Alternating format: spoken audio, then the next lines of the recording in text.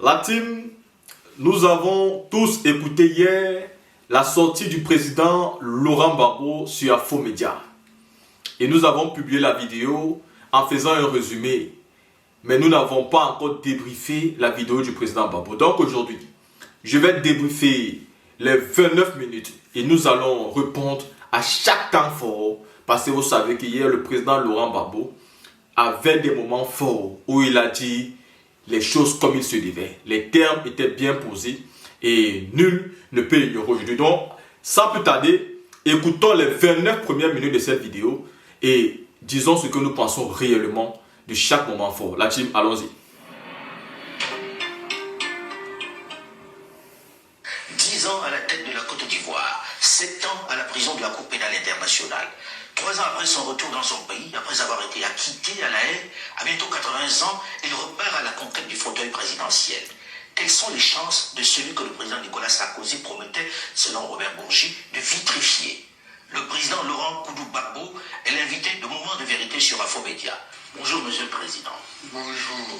Alors, il y a quelques semaines, votre parti, le PPACI, vous désignez comme le candidat à la prochaine présidentielle. Oui. À 80 ans, que pensez-vous faire que vous n'avez pu faire pendant que vous étiez président, pendant 10 ans? À 80 ans, est-ce que vous avez encore la force de pouvoir vous lancer dans une telle bataille? On se bat. Moi, je me bats depuis que j'ai à peu près 18 ans. Je me bats pour la Côte d'Ivoire, mais je me bats surtout pour l'Afrique. Mais se battre à 80 ans, on est un peu diminué, monsieur le président, non? Non, non. Il ne faut pas juger comme ça. Il faut voir si les raisons de bataille ont disparu. Et les raisons n'ont pas disparu. La liberté pour les hommes, les indépendances pour les États africains, l'égalité entre les Noirs africains et les autres hommes de la terre, tout ça, ça n'a pas disparu. Ça n'a pas disparu, monsieur le président, mais en même Donc temps... il faut se battre. Il faut se battre, mais en même temps, on se dit qu'il n'y a que la jeunesse. Pourquoi vous ne promouvez pas plutôt cette jeunesse-là pour prendre la place et vous reposer? Parce que vous y avez droit maintenant. Mais pourquoi les promouvoir? Peut-il vouloir indigner s'asseoir? Même l'acte de les promouvoir, ça fait partie du combat. Donc vous pensez que, Oui. à votre âge, vous devez être encore à la tête pour promouvoir ces jeunes-là, pour mener ce combat-là? Moi, je vais me battre jusqu'à la fin de ma vie. Je vais me battre parce que les combats de Nkrumah, de Lumumba, ce n'est pas achevé. Mais peut-être que les jeunes devraient prendre la relève. Monsieur le Président, vous avez été... La team, ça c'est le premier moment fort. Pour ceux qui n'ont pas compris ce que le président Laurent Gbagbo voulait dire, je vais vous expliquer. Il faut savoir qu'aujourd'hui, dans la scène politique ivoirienne, beaucoup de personnes ont vite fait de taxer le président Laurent Gbagbo, même Ouattara, d'être des vieux qui devaient quitter la scène politique. C'est-à-dire cette facilité-là à écarter d'autres candidats à cause de leur âge. Mais on n'écarte pas un candidat parce qu'il est vieux ou parce qu'il est jeune. On écarte un candidat parce qu'on propose mieux que lui. Et c'est ça le problème. Parce que si les gens se battaient hier pour certaines raisons, il n'y a pas de raison d'arrêter le combat aujourd'hui parce qu'ils ont 80 ans, 50 ou même 30. Au contraire, il faut poursuivre le combat. Surtout qu'il y a des jeunes qui démontrent qu'ils ne sont même pas dignes de confiance. Et nous connaissons, on n'a pas envie de citer les noms ici. Le président Laurent Gbagbo dit donc qu'il est en train de promouvoir la jeunesse, car ça fait même partie du combat de la démocratie. Et ce n'est pas parce qu'on est en train de promouvoir la jeunesse que la vieillesse va arrêter de travailler. Ce n'est pas ça le problème. Au contraire, je pense qu'on peut mélanger la jeunesse et la vieillesse pour travailler en symbiose. Parce qu'il y a des bons vieux et il y a des bons jeunes. Ils peuvent donc se réunir pour travailler. Mais surtout que si lui, il s'est battu pour la démocratie, au temps même du président Félix Houphouët-Boigny, alors qu'il était jeune avec toute la rigueur, la poigne et la ténacité, pourquoi aujourd'hui il va mettre son combat de côté parce qu'il a pris de l'âge. Alors que les combats même pour lesquels il se battait ne sont pas encore finis. Nous sommes dans un système dictatorial, autocrate. Et vous voulez que le président Laurent Gbagbo aille se reposer après avoir fait 10 ans en prison. Vous voulez qu'il aille se reposer. Donc ce n'est pas juste. Pour ceux qui disent qu'ils n'ont pas compris, qu'il n'a pas été clair, moi je pense qu'il a été assez clair. Il va se battre jusqu'à la fin de sa vie pour que les Noirs africains puissent avoir leur indépendance, pour qu'on puisse être des égaux avec les autres hommes de la terre. Qu'est-ce qui n'est pas plus clair que ça? Qu'est-ce que vous voulez? Le président va se battre jusqu'à la fin de sa vie. Et le débat n'est pas de savoir pourquoi le vieux se bat alors que les jeunes sont là. Si un candidat pense qu'il est plus jeune que le président Laurent Gbagbo, pendant les élections de 2025, il a son parti politique, il se présente et que le meilleur gagne. C'est aussi simple que ça. On ne va pas écarter un vieux parce que si nous voulons qu'il soit là, c'est pendant les élections qu'on va voir. Ce n'est pas la force, c'est la démocratie. La team, on poursuit. Était pendant 7 ans à la Cour pénale internationale comme prisonnier. Vous êtes resté encore quelques années en Belgique en attendant que vous soyez acquitté. Vous l'avez été. Vous êtes revenu au pays depuis 3 ans maintenant. Et vous êtes en train de vouloir à nouveau être candidat, mais pèse sur vous une condamnation de 20 ans qui ne vous permet pas d'être éligible. Comment vous allez faire pour être candidat lorsqu'on sait que vous avez ce coup près là qui vous interdit d'être candidat? C'est tout ça la bataille. C'est tout ça la bataille. Mais pour faire court et expliquer, cette condamnation vient du fait qu'on m'accuse d'avoir braqué la BCAO, c'est-à-dire la Banque centrale des États de l'Afrique de l'Ouest. Voyez-vous, Babylone en train d'aller braquer une banque. Vous n'avez pas donné d'ordre d'aller braquer cette banque? Bon, donc, c'est grotesque. C'est grotesque, mais c'est tout ça la bataille. C'est-à-dire qu'on ne recule devant rien pour nous contrer. Pour vous, c'est une cabale, Monsieur le Président? Mais dès qu'ils ont su que j'étais en train d'être acquitté à la CPI, ils ont monté quelque chose ici. Parce que pour eux, ils m'avaient envoyé à la CPI. C'était ad vitam aeternam. Or, voici que je m'apprêtais à revenir. Donc, ils ont monté une petite cabane. Pour vous, c'est une cabale, il n'y a rien à vous reprocher sur ce braquage-là de la BCAO? Mais vous ne reprochez rien? Il n'y a jamais eu de braquage. Quand j'étais président, on a voulu, comme on le fait aujourd'hui pour les États de l'AES, on a voulu faire en sorte que, à l'intérieur du pays, la population se révolte contre moi. On a coupé le robinet. Voilà. Donc, on a voulu m'empêcher de payer les salaires. Un matin, j'allais au conseil des ministres et j'apprends par la radio qu'un certain nombre de banques ont fermé et que tous les dirigeants sont partis hors du pays et c'était la fin du mois. Donc les salaires étaient déjà positionnés. Donc il ne fallait pas que les banques ouvrent. Donc j'ai décidé, arrivé au conseil des ministres, de nationaliser ces banques-là et d'y affecter illico presto des Ivoiriens qui ont procédé au paiement des salaires. C'est ça le braquage? C'était le braquage, ça. Pourquoi on ne vous accuse pas de vous être enrichi avec ça? C'est d'avoir payé les salaires. Voilà. Et donc, on a payé tous les salaires. Et quand on a vu que le braquage ne prenait pas avec moi, c'est là qu'on a décidé de me vitrifier. La team, le président Laurent Gbagbo vient donc de nous donner l'explication simple de l'accusation de la casse de la BCEAO qui lui est imputée aujourd'hui. C'est pourquoi on a retiré son nom dans la liste électorale et pourquoi on nous dit aujourd'hui qu'il ne saurait être candidat, ni même électeur, ni même électeur. Un ancien président de la République de Côte d'Ivoire qui ne peut même pas aller voter. Nous l'avons vécu déjà pendant les dernières élections ivoiriennes. Il est donc clair aujourd'hui, selon l'explication du président Laurent Gbagbo, ce que vous devez comprendre, c'est que ce monsieur est simplement accusé d'avoir nationalisé certaines banques. Ne vous posez pas trop de questions. Il est accusé d'avoir nationalisé certaines banques.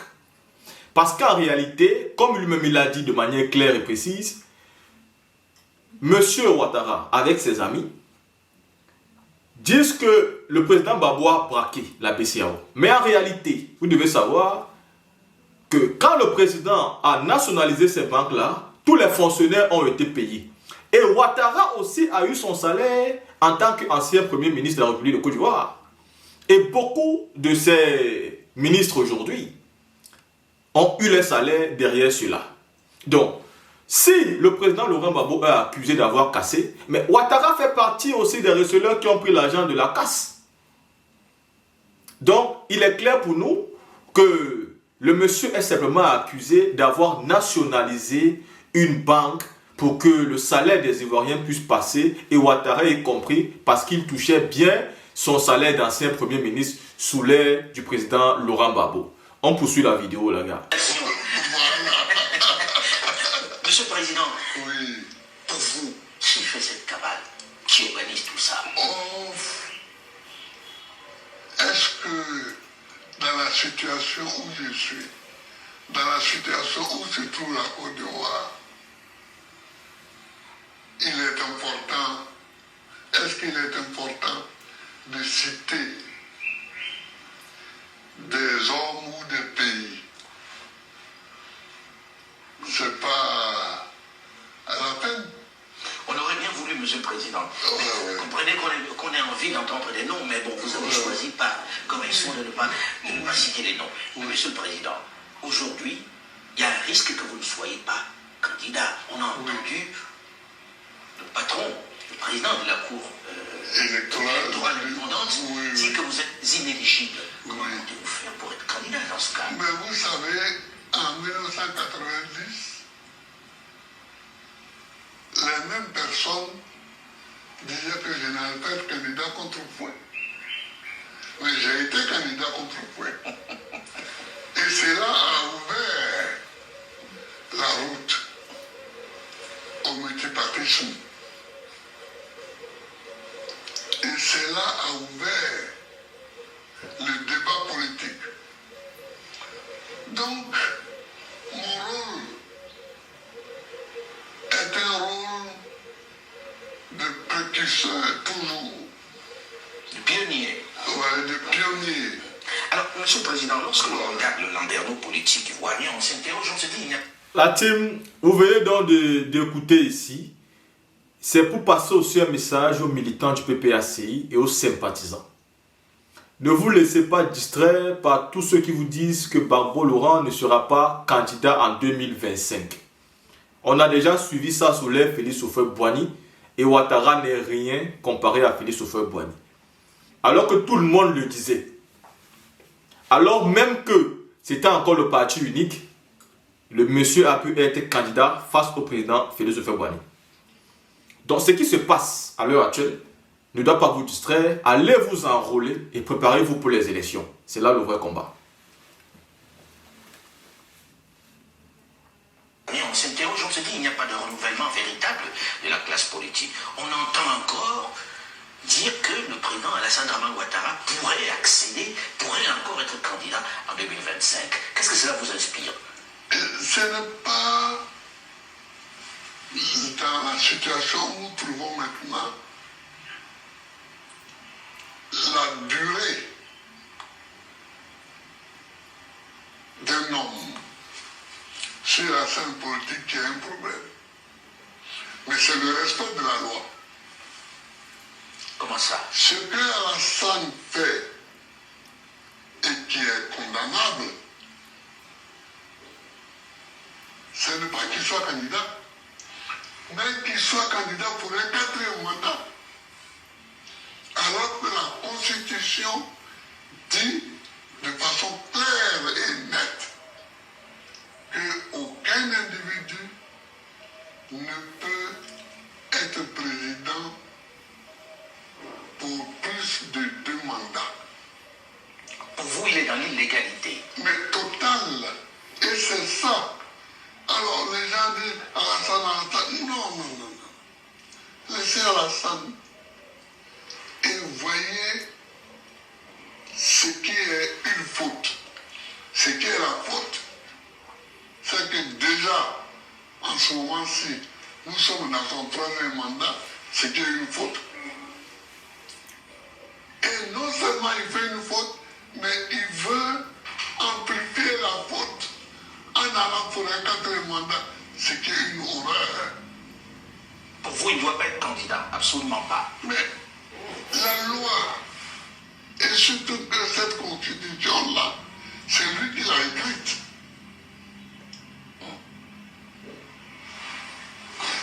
Donc vous vous opposeriez s'il venait à être candidat pour un 4e mandat? Mais je suis contre le fait qu'on piétine la loi. Alors, Monsieur le Président, on sait que...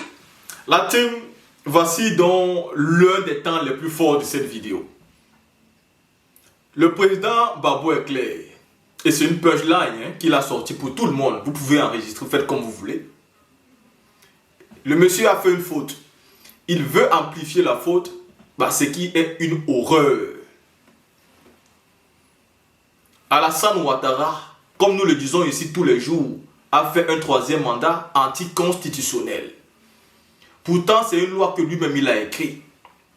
Et d'ailleurs, nous avons constaté, et je vais faire une vidéo dessus, la CEDEAO a fait une grosse révélation. La CEDEAO dit qu'elle a voulu voter une loi qui obligeait tous les États membres de la CEDEAO à se limiter à 2 mandats. En 2021, tous les États ont signé à l'exception de 3 pays. Et parmi les 3, il y avait le Sénégal, il y avait le Togo, et il y avait la Côte d'Ivoire. Et je tiens à rappeler qu'en 2021, Bassirou Diomaye Faye n'était pas encore président, c'était Macky Sall. Et au Togo, nous avons Faure Gnassingbé, qui est toujours le président du Togo, et en 2021, sans aucun doute, M. Alassane Ouattara. Donc Ouattara, il met une limitation à 2 mandats en Côte d'Ivoire, mais à la CEDEAO, il ne vote pas pour 2 mandats. Ce qui vous démontre déjà même sa volonté à faire des coups d'état civil. Sa volonté à ne pas limiter les mandats à 2. Parce que s'il était lui-même convaincu et sûr de sa volonté de vouloir une limitation à 2 mandats, pourquoi ne pas le signer à la CEDEAO? Il a compris que s'il signait ça à la CEDEAO, il devait être dans une contrainte aujourd'hui de ne pas faire 2 mandats. Ouattara a dit jamais. D'ailleurs, même que s'il le signait déjà en 2021, il était déjà dans la faute, vu qu'il était dans un 3e mandat. Mais à côté de ça, on comprend que Macky Sall, qui refusait ça en 2021, voulait faire un 3e mandat. Nous avons donc aujourd'hui une certitude que Macky Sall voulait vraiment faire un 3e mandat, qui a raté parce que le peuple sénégalais s'est levé. Et donc, peuple ivoirien, on sait déjà ce qu'on doit faire. La team, on poursuit la vidéo. De faire qu'on piétine la loi. Alors, Monsieur le Président, on sait que vous entreprenez une démarche pour que les partis de gauche, les partis de l'opposition puissent se retrouver, puissent avoir un seul candidat. Mais on a le sentiment que ça cuine un peu, que vous avez beaucoup de mal. Pourquoi est-ce qu'on n'y arrive pas à faire que les partis de gauche se mettent ensemble? D'abord, il faut faire une différence entre partis de gauche et les partis d'opposition. Ici, tous les partis d'opposition ne sont pas de gauche. Comme votre ancien parti, dont vous êtes le fondateur. Oui, oui. Bon, ce n'est pas de la gauche qu'il s'agit. L'appel que j'ai lancé à Benoît, on a appelé l'appel de Benoît, c'était pour que les partis d'opposition qui le souhaitaient se rassemblent et discutent pour qu'on mette au point une sorte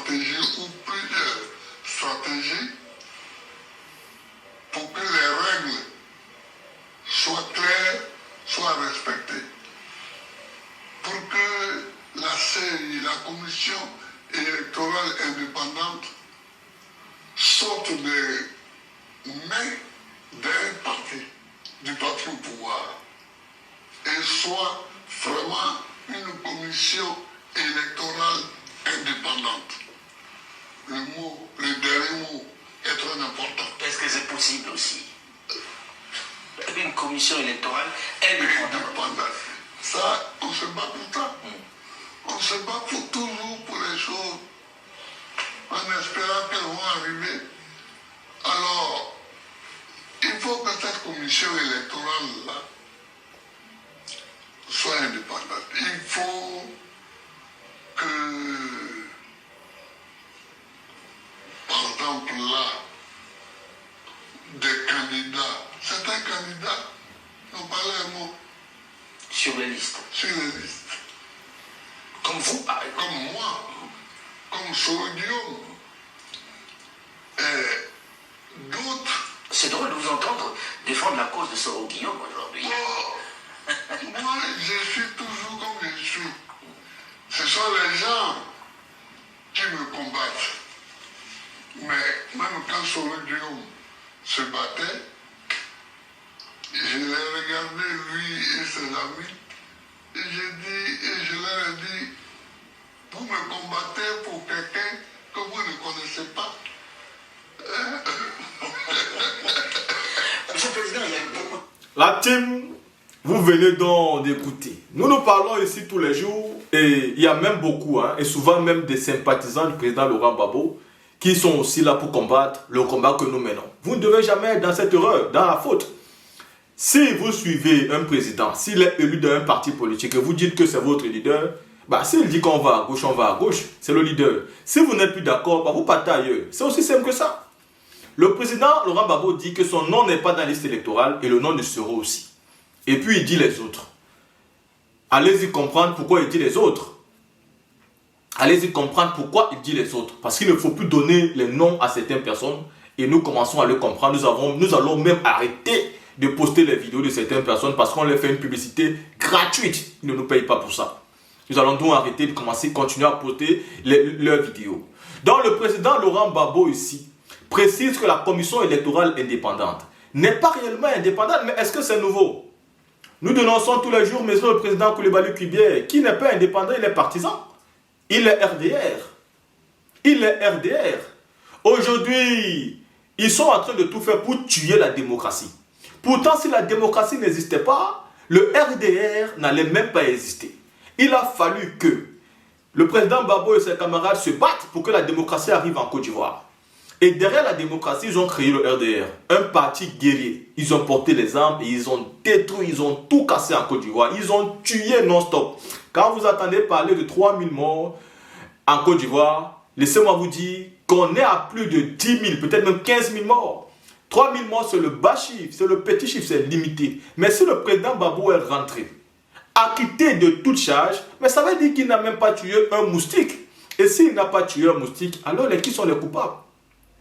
Aujourd'hui, vous n'allez pas donc accuser ce monsieur et retirer son nom dans la liste électorale. Accuser Soro Guillaume, retirer le nom de Soro Guillaume dans la liste électorale.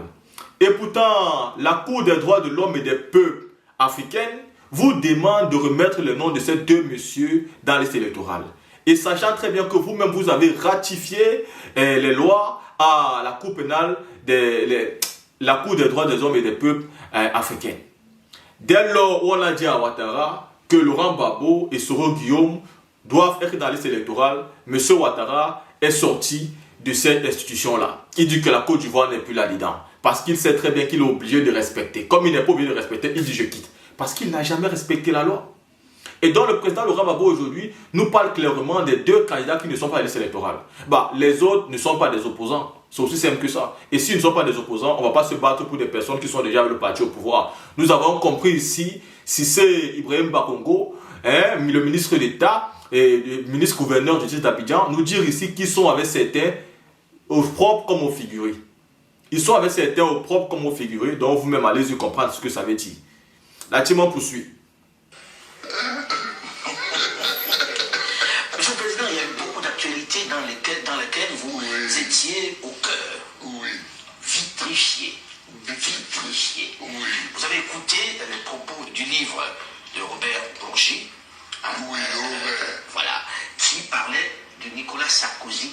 promis de vous vitrifier. Cette anecdote, elle est vraie? Oh, ben ça, c'est à lui qu'il faut demander. Puis c'est lui qui était à l'Élysée avec Sarkozy. Prenons les choses par le commencement, M. le Président. Oui. On apprend de ces révélations, par exemple, que vous étiez le vainqueur de l'élection présidentielle d'octobre 2010. Oui, Et que vous avez été victime, on va dire, d'un putsch, finalement. oui. C'est vrai ou pas? Mais ça, nous savions depuis longtemps, depuis toujours, que nous avions gagné, que j'avais gagné l'élection présidentielle de 2010. Mais le problème, c'est que le gouvernement français dirigé à l'époque par Nicolas Sarkozy ne voulait pas du tout me voir. D'où venait cette inimitié entre vous et Nicolas Sarkozy? Je n'en sais rien. D'abord, c'est un ami de Ouattara. Est-ce que ceci peut expliquer cela? Je ne sais pas. Mais c'est un ami de Ouattara. Mais ensuite, on ne m'attendait pas à la présidence de la République. Du côté de Paris, on ne m'attendait pas à la présidence de la République. Monsieur le Président, Robert Bourgi, dans le livre, dit qu'il vous appelle. Oui, Et vous transmet le message de Nicolas Sarkozy qui nous dit d'abandonner. oui, Et on vous promet beaucoup d'argent, Oui. bref, il cite un certain nombre Oui. d'avantages dont vous deviez bénéficier. Oui. C'est vrai ou pas? Il vous a vraiment téléphoné dans ce sens-là? il m'a téléphoné dans ce sens-là.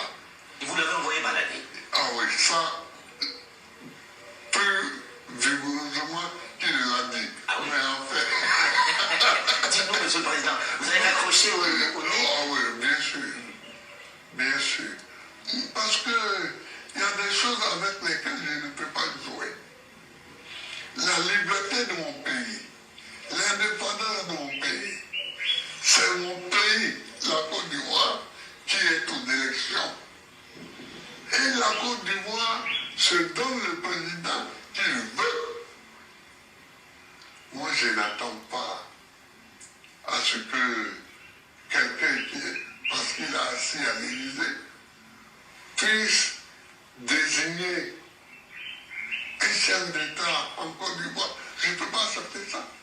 Alors, vous l'envoyez balader et on le vitrifier.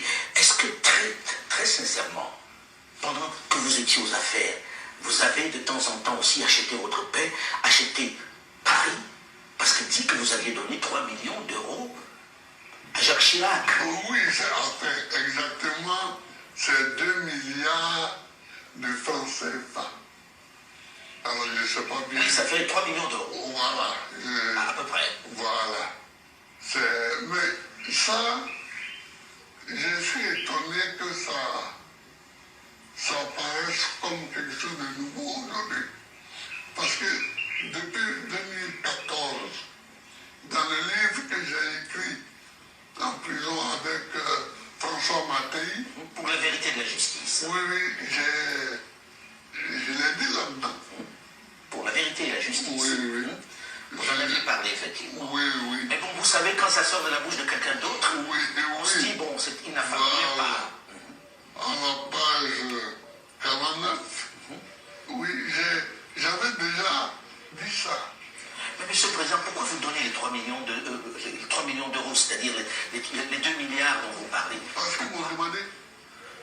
Mais vous ne donnez pas à tous ceux qui vous le demandent. Ah non, mais écoute, c'est Chirac. Il était si influent que cela? Il vous faisait si peur que ça?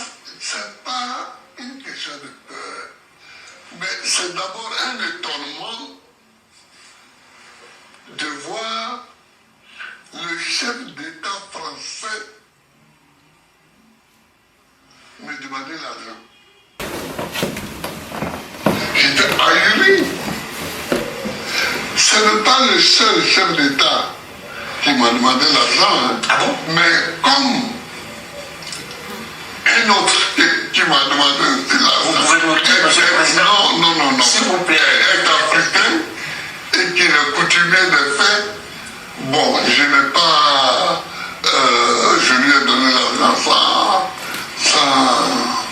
Vous ne direz pas qui c'est? Oh, non, je ne dirai pas qui c'est. Après, le micro, je peux vous souffler son nom dans le creux de l'oreille. Mais c'était étonnant quand même. Alors, vous donnez un liquide ou bien Robert Bourgi transporte des valises comme c'était. Ah ben oui. Ah oui. Ah ben oui. Il traverse les frontières avec les 2 milliards. Waouh. Mais après ça, ils vous ont fait ce qu'ils ont fait, monsieur le Président. Vous ne leur avez jamais parlé? Non, mais... Et Chirac, au moment où il reçoit l'argent, il m'appelle, Laurent, je ne suis pas un ingrat. Ah, il vous a dit ça. C'est amusant, non? Ah oui, on ne peut pas être plus ingrat. Laurent, je ne suis pas un ingrat. Je serai mon souvenir. Je serai mon souvenir. Et puis après, derrière mon dos, lui, la France, le Burkina Faso monte une rébellion qui vient m'attaquer. En termes d'ingratitude, On fait difficilement mieux. On voilà. fait difficilement mieux, ça je vous le concède. Monsieur le Président, quand on écoute tout ceci, La team, sur ce point, il y a deux volets. Le premier est où on parle de la victoire du président Laurent Gbagbo. Ça n'étonne personne, en tout cas pas les militants du PPACI. Et je suis sûr que même au RDR, on sait très bien qu'on n'a pas gagné les élections. Parce que si vous aviez gagné avec la certitude, vous n'auriez pas peur d'affronter ce monsieur en 2025. Si vous avez justement peur, c'est parce qu'au premier tour de l'élection de 2010, vous n'étiez même pas deuxième. Le deuxième, c'était le président Bédié. Vous avez tout fait pour vous retrouver à la deuxième place en volant les élections. Voilà pourquoi recompter même les voix devait être grave dangereux pour vous, parce que vous ne seriez même plus deuxième pour le premier tour. Et pourtant, même les recomptages des voix, même on allait se limiter simplement au deuxième tour. Et au deuxième tour, Ouattara aurait perdu. Quand on aurait retiré toutes les irrégularités qu'il a eues dans les zones détenues par des rebelles. Ouattara n'est pas habitué à la transparence. Il n'est pas habitué aux élections transparentes. Voilà pourquoi le président Laurent Gbagbo, depuis toujours, et même à la CPI, il a posé la question à Fatou Bensouda et aux juges de la CPI de savoir qui a gagné les élections. Parce que c'est celui qui avait gagné les élections qui avait occasionné la guerre et les morts de tous ces Ivoiriens qui sont morts, tués sous les coups de canon de la France et des rebelles, bien évidemment. La team, le deuxième volet, parce qu'ici c'est bon, hein, on est tous d'accord que le président Laurent Gbagbo a gagné. Et l'information, on n'attendait pas que ça sorte de la bouille d'un Européen pour le savoir. Tout le monde le sait déjà.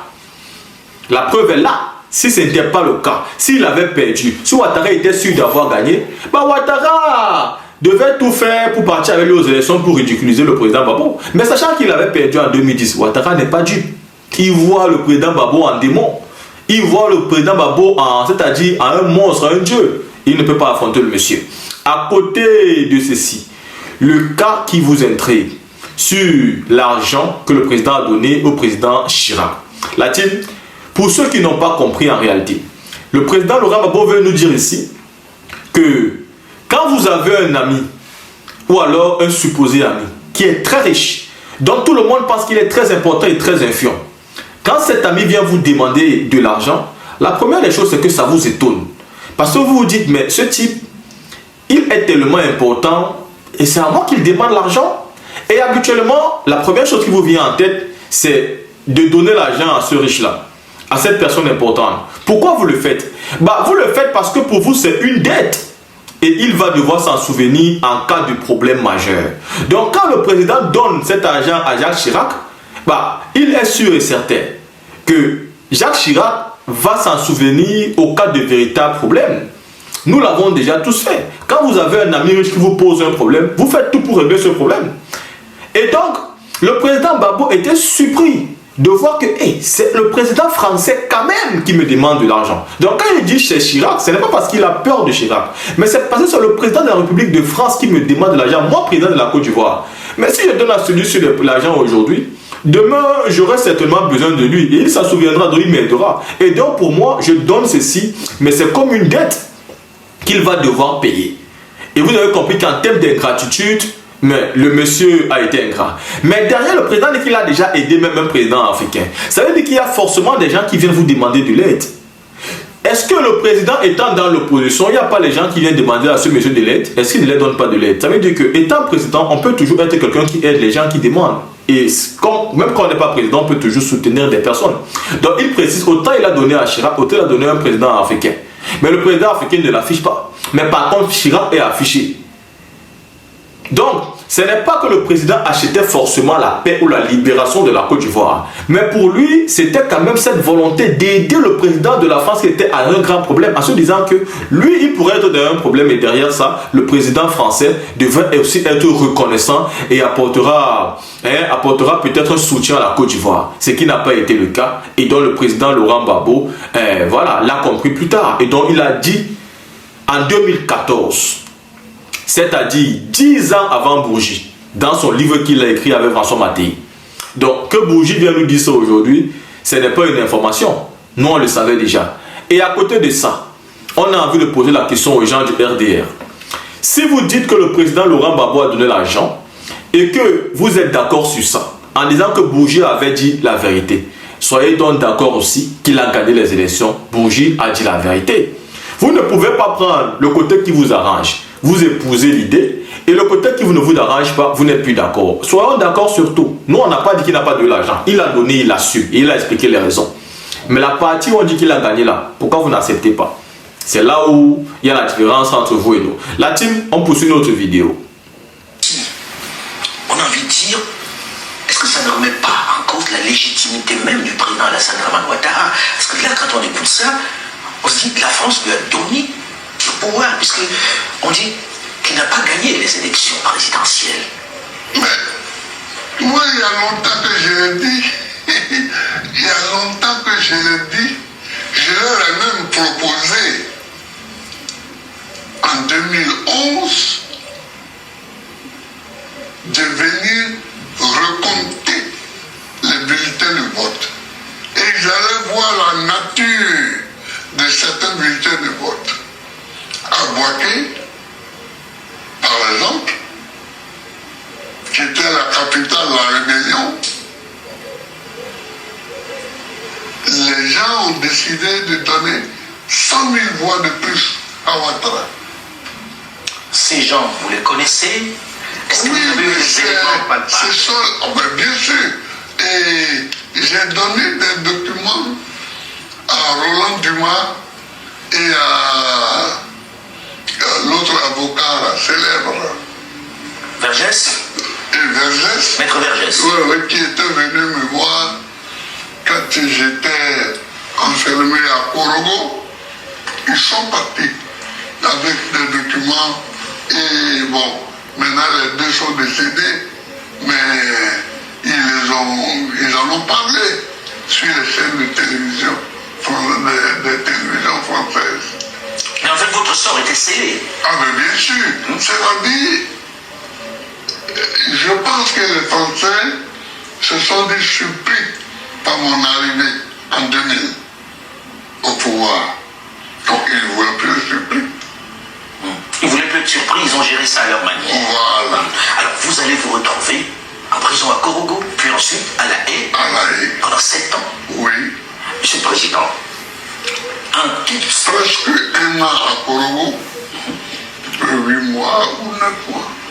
Et puis 7 ans à La Haye. À La Haye, Et puis après 2 ans en Belgique. en Belgique. Monsieur le Président, on vient là, le bureau de la Cour pénale internationale en Côte d'Ivoire a annoncé fermer ce bureau-là. Et cela veut dire qu'on a soldé la question de la crise post-électorale de 2010.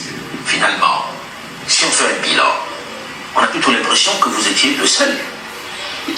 Avec quelques-uns qui étaient à La Haye. Merci pour cette question, parce que elle me tracasse. Je ne sais pas comment prendre le problème. Quelquefois, j'ai envie d'appeler le procureur de la CPI. Et puis quelquefois j'ai dit non. C'est-à-dire que...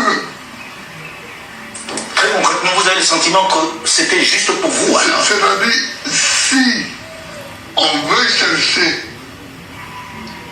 l'auteur ou les auteurs des massacres qui ont eu lieu en Côte d'Ivoire, nous ne sommes pas encore au courant des résultats des investigations. Parce que je suppose et j'espère qu'ils ont fait des investigations sur tout. Ils n'ont pas encore jugé ce qu'ils soupçonnent. Donc, on ne sait pas les résultats des jugements à la CPI ou bien même devant d'autres tribunaux. On ne sait pas encore. Pour faire où vous avez le sentiment que ce bureau était spécialement fait pour Laurent Koudou-Gbagbo. Mais si on n'a pas fait des recherches complémentaires et qu'on n'a pas jugé, donc tout ce cirque qui a duré des années et qui a coûté des milliards n'a été fait que pour moi. C'est un grand honneur, mais c'est une grande injustice. C'est une grande injustice pour la Côte d'Ivoire. Vous pensez cela de la CPI, que la CPI se serait déployée juste pour vous condamner, alors que finalement elle vous a acquitté? Je n'ose pas penser cela. C'est pourquoi j'attends encore qu'on nous dise quels sont les assassins, quels sont les voleurs,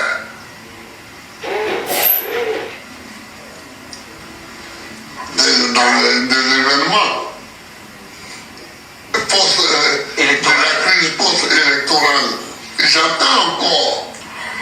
Oui, surtout que ici encore, M. le Président. J'attends encore, comme nous le disent.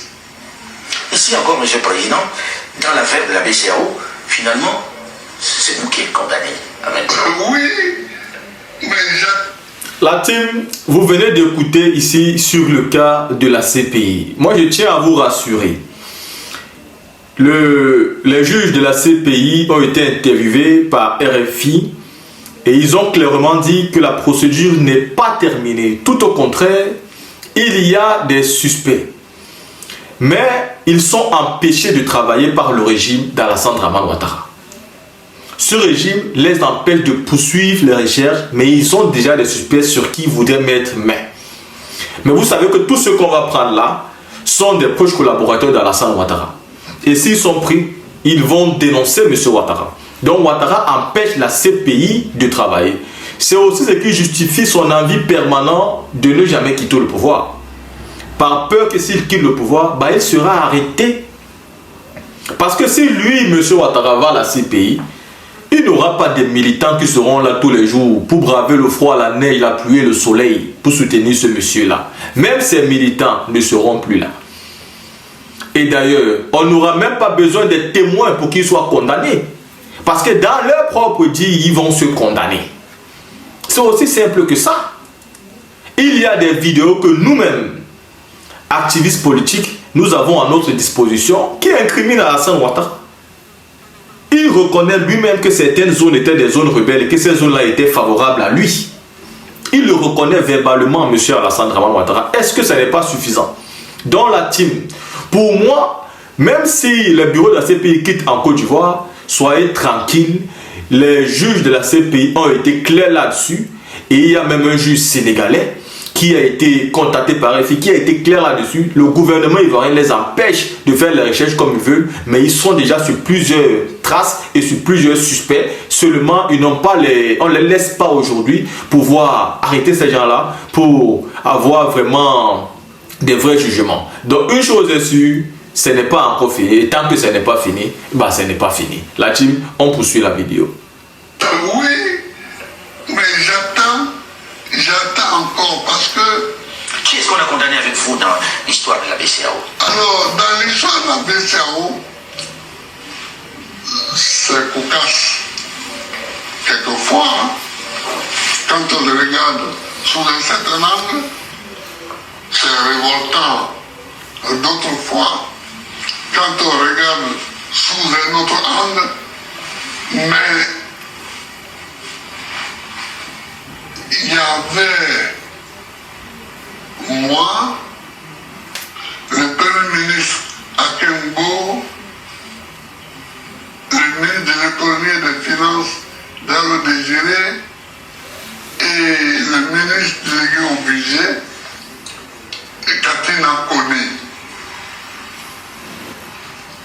Et dans les réquisitions, dans les procès qui ont eu lieu ici, il paraît, puisque moi je n'ai jamais eu vent de ce procès-là, que c'est Katina Kone, le ministre du budget, qui serait le principal accusé.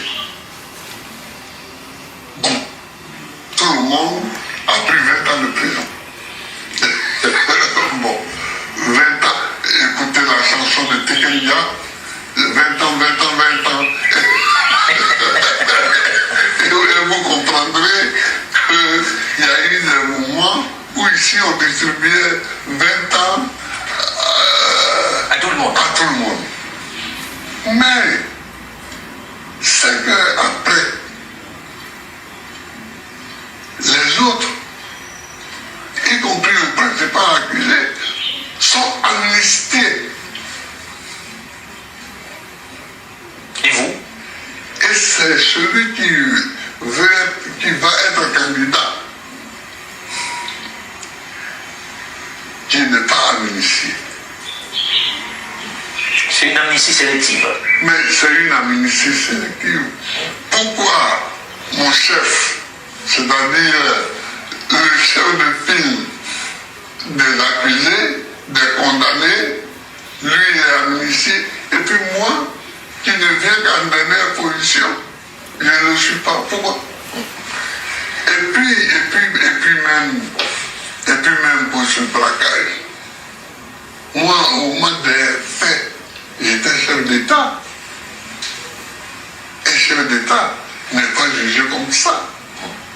Un chef d'État n'est pas jugé comme ça, il y a une autre juridiction pour ça. Voilà. Alors il y a la relation entre la Côte d'Ivoire et le Burkina Faso, il y a l'AES, il y a la guerre en Ukraine, oui. Il y a le proche et Moyen-Orient, avec Israël et la Palestine et aujourd'hui le Liban.